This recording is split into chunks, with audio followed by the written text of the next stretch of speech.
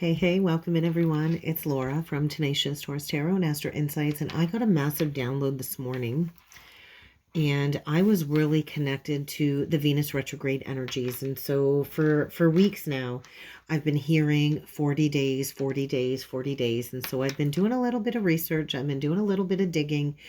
And when I turned on the laptop this morning, it was the image of a desert. And so when I connect the energy of 40 days, I do connect it to the energy of Jesus's walk through the desert for 40 days and 40 nights of being tempted by Satan. And so this is a very strong message, I feel, connected to the current retrograde energy. And so I was also shown in my third eye to go to my Divine Feminine Oracle deck and to pull the card Inanna. I'm hoping I'm saying that right, Inanna.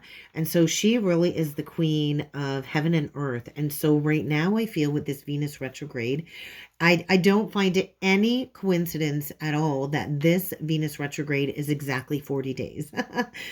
And so when we think about the number 40, it is very sacred in every tradition, and it is usually associated with fulfillment of promises. And so, but only after we go through a period of testing, a period of trial, and reflection. And so right now, this Venus retrograde, I feel, is saying we are in a period of trials, tribulations. This Venus retrograde, I do feel, is really guiding us back to our heart, or the noose of the soul. If you've ever read Megan Watterson's book, Mary Magdalene Revealed, she talks about the noose of the soul. And I'm hoping I'm saying that right too. So forgive me if I'm not. But I do feel the journey back into the heart is really the energy of reconnecting to our truest desires. And it does kind of help us discover what truly matters. And so that's what this Venus retrograde energy is all about. And Inanna is definitely connected to that, right? So when we look at Venus cycles, and I've been doing research and I'm always constantly learning and striving for growth. And then I like to share what I've learned with all of you. I'm a fourth house Gemini. I'm a Venus in Gemini. And so it is the energy of the teacher and the student all at once, right? And so I don't know everything. I don't say to know everything. I don't claim to know everything. But I really wanted to talk about this. The more I dug into Venus retrograde energy, because I've only been on the path since about 2019, I found it very interesting because Venus only goes retrograde. I didn't know this before, in 5 signs, only in 5 signs: Aries, Gemini, Leo, Scorpio, and Capricorn. So if you didn't know that, now you know that, just like I know that. And so this Venus retrograde cycle that we go through repeats every 8 years, only after 5 Venus retrogrades, right? And so starting in Aries, ending with Capricorn. So every 8 years, Venus does return to the exact same part of the sky, activating the exact same area of your natal chart. And so right now we are closing out basically an 8-year cycle. We're starting a brand new 8-year cycle. And I don't find 8 to be coincidence either. 8 represents infinity. It is the symbol of infinity if you turn it sideways. 8 also is representative of the Strength card. Now, in some tarot decks, 8 is represented by the Justice card. So, however you want to resonate with the number 8, I am personal soul vibration of an 8. And so right now, there's an activation. So if you could maybe look back to about 8 years ago. So for me, 8 years ago is when I was closing out, or began the closing out of the cycle with my ex, who is the father of my youngest daughter. And definitely it activated another layer of self connected to self-worth, because the retrograde was from the second to the first house. And so every 8 years, there's going to be an echo of a previous retrograde energy. And so this particular retrograde that we're in right now, the cycle dates back to between March and April of 2017. And if you go back further to 16 years, March and April of 2009. So really sit with that. I want you to sit with those dates and try to meditate on it and look at where you were in your life between March and April of 2017 and between March and April of 2009, because we're revisiting that same area, the same pattern. It's going to stir up a familiar theme. It might not be the exact same issue or the exact same lesson, but it's definitely stirring up a similar theme, especially those who have angles or planets in late degree Pisces or early degree Aries. You might notice a very prominent repeating pattern, or perhaps even a significant life theme kind of resurfacing, right? And so every Venus retrograde, doesn't matter what sign it is in, it's clearly defined by certain conjunctions. This one in particular with the Venus Sun conjunction, and this is called a cazimi. And so this is where we're kind of going to reach a turning point during this transformation, right? So Inanna journeyed into the underworld to connect with her sister. And so we're kind of in this deep journey into the underworld, especially if you resonate as a divine feminine. And so when the sun conjuncts Venus and creates this cazimi, which is going to create what I feel is a turning point when it comes to this Venus retrograde, this is where Venus transforms from the evening star to the morning star. And so this is going to be a key crucial aspect during this Venus retrograde cycle. And so this particular retrograde cycle is transitioning from Aries back into Pisces. And so while Venus transits back into Pisces, it's going to be conjunct Neptune, the North Node, and Saturn. Huge, significant energies, right? Saturn is connected to spiritual discipline. It's a karmic energy, and the North Node is a karmic energy as well. Anything with Pisces is a very karmic energy because it is the last sign of the zodiac. And so there's like endings, very important endings. And I do feel all of these conjunctions are pointing to like a reawakening to maybe a long lost dream, or something that felt lost to you that you were never going to get it back. It could come back to you. But I do feel this Venus retrograde is significant, right? So when we began the Venus retrograde, it was in a sextile to Jupiter in Gemini that just completed its retrograde energies. And so very significant, right? Jupiter in Gemini was actually in its detriment because Jupiter is naturally at home in Sagittarius. And so there's a lot of internal work that we did during that Jupiter retrograde in Gemini, connected to a certain area of your birth chart. For me, it was the 4th house. And so this is where we did the internal work, whatever house that transited for you through, that helps us grow, that helped us expand in a really meaningful way. And so for me, the 4th house is connected to family, home, patterns as well. For me, patterns. And so when Venus ends this retrograde journey, it's going to have a conjunction to Saturn. And so this is reminding us of our importance of the spiritual path, the commitment to growth, the commitment to our individual expression, especially with Venus and Aries, the importance of grounding ourselves and rooting ourselves in something so much bigger than us, so much bigger than a personal desire, right? Because Pisces is the sign of service as well. And so really, this Venus retrograde is pointing us to a deep, deep commitment to our truth. With Venus and Pisces conjunct Saturn, there is going to be a lot of truth coming to light.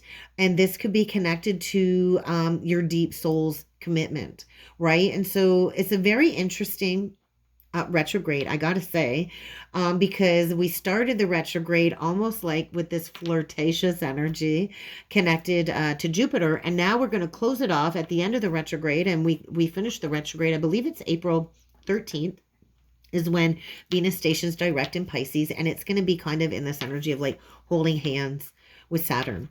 And so this is pretty significant. This is a pretty significant retrograde, right? And what I kept hearing was everything can be yours. Everything that you've dreamed of can be yours, but there is a hitch. You got to commit to your true soul's path. What are you willing to sacrifice in order to have what it is that you want? Are you willing to do the work, right? Because there's a journey into the underworld that we're kind of being asked to embrace here. And so depending on certain areas of your chart, some people will feel this impact more strongly than others. If you're not feeling it strongly, be thankful, because I'm definitely feeling it. But the 40 days energy, let's bring it back to the 40 days. It's about soul searching. It's about heart opening, heart searching. And when we journey, when Inanna journeyed into the underworld, to find her sister, spend time with her sister, it's no different than Jesus spending 40 days in the desert to overcome his doubt and to overcome temptation from the devil, or Buddha that fasted and meditated for 40 days before reaching enlightenment. And so all of these journeys, especially connected to Inanna, I really wanted to talk about her because of the divine feminine essence that she does carry. All of this is a journey of reflection, right? Deep reflection, deep introspection. And when Venus is retrograde, it is a pause. It is a pause connected to self-worth, our values, our belief systems, love, romance. It's connected to our money, our finances, and what truly matters to us. What is it that you truly want?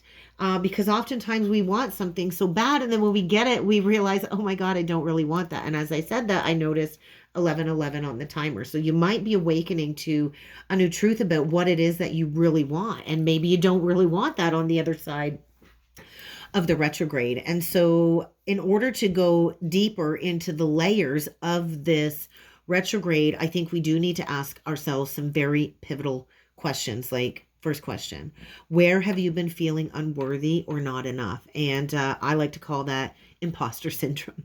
So where have you been feeling unworthy or not enough?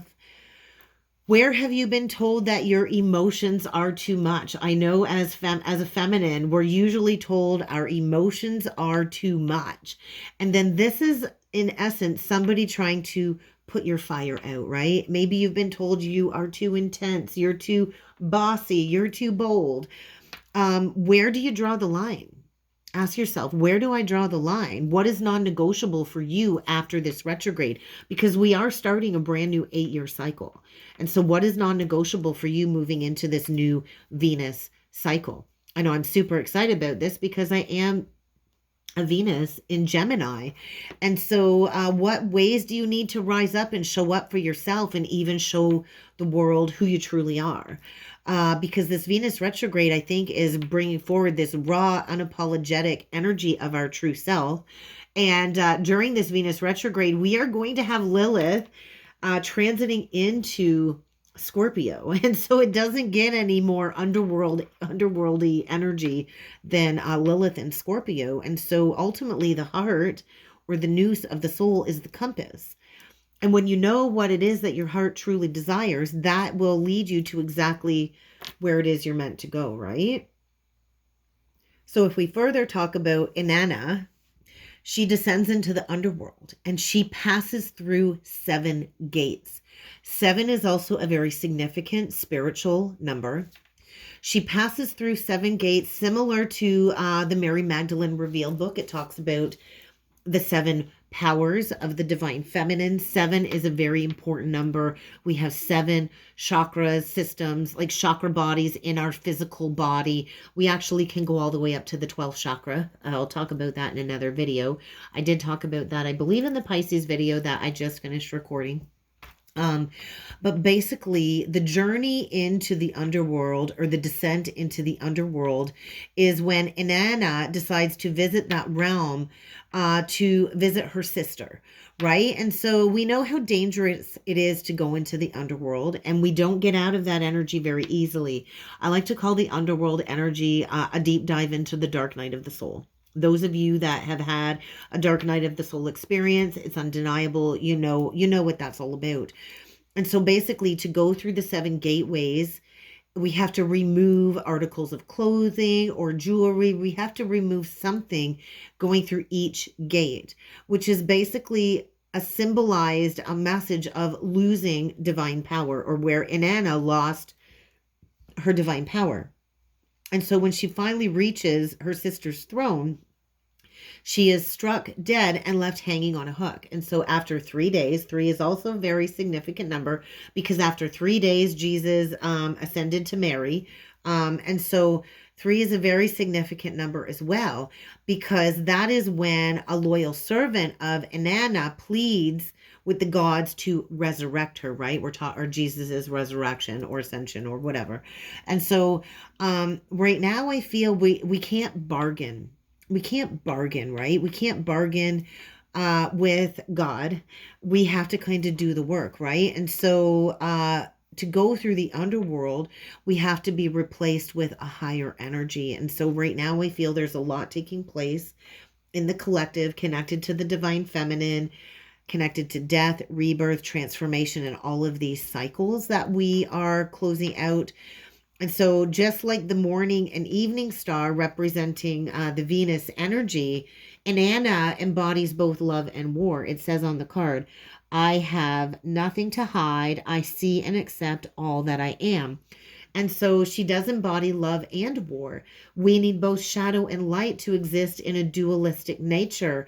And that is the dualistic nature of the feminine. And so I feel right now this is really a celestial event where the divine feminine collective is asked to step into her power, is asked to step into her authority, is asked to step into her higher celestial connection in that divine feminine empowerment after this transformation. And so Inanna represents both divine femininity and raw power. And that's what we need to embody, right? And this does create themes of independence, sexuality, and strength. And so Inanna is often seen as one of the earliest divine feminine archetypes. And she's inspiring, right? When it comes to goddesses like Ishtar, Aphrodite, and even aspects of the Virgin Mary. So I wanted to talk about that. I got a couple new decks yesterday in my travels out of town. And let's just add to this message with 3 more oracle cards. I did purchase the classic mythology oracle cards at Indigo when I was out of town. So let's add to this message. Let's see what else needs to be added to this message for the collective, for this Venus retrograde, because I do feel this is a very profound retrograde for the divine feminine collective. And so let's add to this message. What else does the divine feminine need to know? Look at that. Gorgon's reflection. The key words on the card is reflect, defeat, and triumph. Let's get one more. It's a 34 card. So I also feel this 8 of Wands quality. So there might be a lot of downloads. There might be a lot of spiritual enlightenment going on for the divine feminine collective during this Venus retrograde. We get Pan, the energy of Pan. This energy speaks of fertility, sexuality, and revelry, and it's a 48 card. So what is it that you need to walk away from and leave behind to come out of this retrograde with more power, more independence, more authority, like the goddess Inanna? Okay, so let's get one more card out, and then we're going to blend these together, and we're going to talk about it. We get Hera. Keywords on the card speak of compassion, nurturing, alpha, female energy. So it doesn't really get any louder than that, right? Let's get these cards. Okay, hopefully you can all see them. We'll get Inanna here. Let's just peek on the bottom of the deck. Orion. Oh, the Orion constellation is the constellation of war. How fitting. I do know that I do herald from Orion constellation. I have a lifetime back connected to that constellation. It's a 42 card, and so there is almost like a 2 of Cups energy, what we don't see below the surface after this retrograde. And on the Orion card, it does say star-crossed love and the hunter. And then look at that. Below that, we get Persephone, and we all know about her journey into the underworld. And so there's darkness here. We're overpowering the darkness. And we are rebirthing from this underworld journey. Oh my gosh. So when we look at the card of Gorgon's reflection and connect it to Inanna's descent, this is basically a very profound symbolic message of facing the shadow self. And this is unfiltered truth of the self, right? We all have a very dark, ugly side to all of us. And so Gorgon is seen as a symbol of the feminine that basically has been vilified, right? A lot of the feminines in the collective that share their truth, we've been vilified, we've been misunderstood, but ultimately, this is an energy of transforming into something that is feared. We don't want to be feared, right? And so to look into this reflection, it can petrify people or it can force deep introspection. And a lot of the divine feminines hold the power to ignite the shadow work journey for a lot of people. And so it's hard for people to look the divine feminine in the eye because then they go through an activation. And so there's a theme here, I feel, of mirrors, right? Mirroring energy, stripping away, right? And so in Anna's descent into the underworld, she was stripped away of her power, her status, and her identity through each of the gateways. And this Gorgon's reflection card is basically forcing all of us, I feel, to confront the shadow self, to confront everything that's been hidden in this process of the dark night of the soul, which does require a complete surrender of the ego in order to undergo this transformation, right? And so this does speak of the necessity of facing the depths of the self. We're not here to destroy who we are, but we are here to integrate the shadow self so we can rise anew as an integrated divine feminine. And so we return right out of this alchemical process, which basically is called death and rebirth. When we talk of Pan, when we talk about the energy of Pan, I think of that Taylor Swift song, Peter, on her new album. And you know the story of Pan, he never wanted to grow up, right? And so this is deeply tied to fertility, right? Our primal desire when it comes to our unfiltered expression. And so there's this energy of ecstatic union between the physical reality and divine. And so if we want to call that like a Heros Gamos union, right? And so the Heros Gamos union is basically uniting the opposites of energies within ourselves, right? Uniting the inner masculine and the inner feminine energies of within ourselves. And so Pan energy is about the union of self, right? The union of being a shepherd of God. There is a sacred marriage connected to Heros Gamos, right? It's a divine act that we go through as part of this ascension awakening journey. And then Pan often represents a very wild revelry, ecstatic energy. And so this is where we journey into the underworld and we are called to embrace the pleasure of our divine sensuality.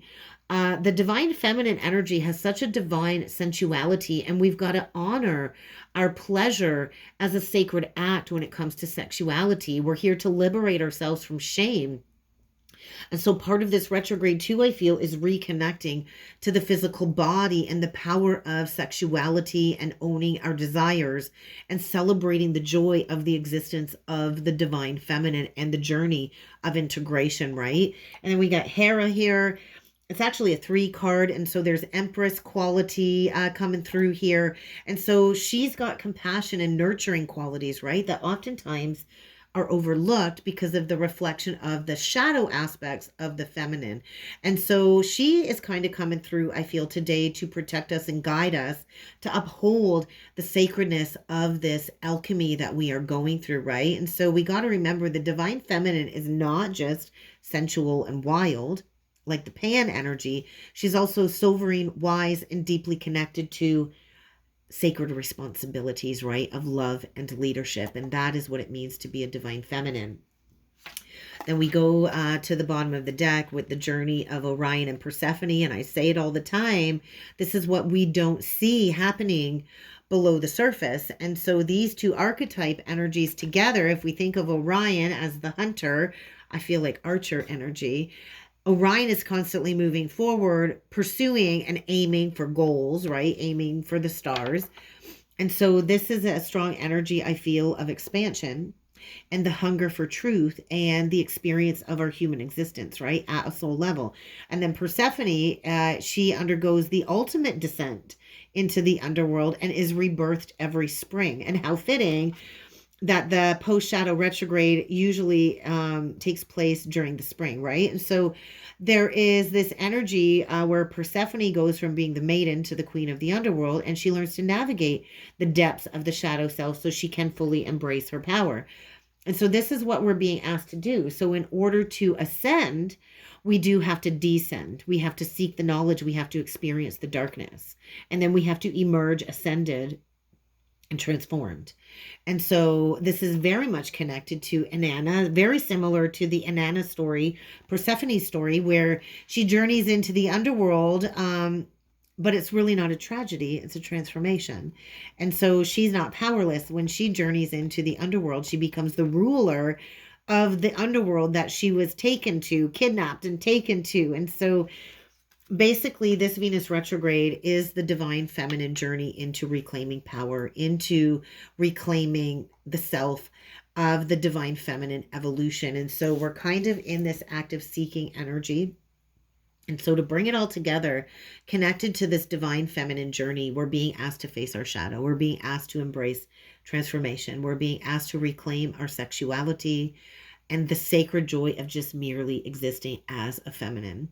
And we're balancing compassion and nurturing with the alpha female power, right? And so this Venus retrograde is not just love and light. We have to be the storm and the calm all at once, right? We have to be the lover and the warrior. We have to be the maiden and we have to be the queen. And so we're kind of dancing between realms in order to manifest heaven on earth. But we do have to go into the underworld because that is where we know that our true power comes from, when we embrace both the shadow and the light aspects. And so this is a journey of self-sovereignty, this Venus retrograde, especially when it comes to divine remembrance of our gifts and returning to the truth of who we are as creators, as lovers, as warriors, and as cosmic forces of nature. So let me know what you thought down below.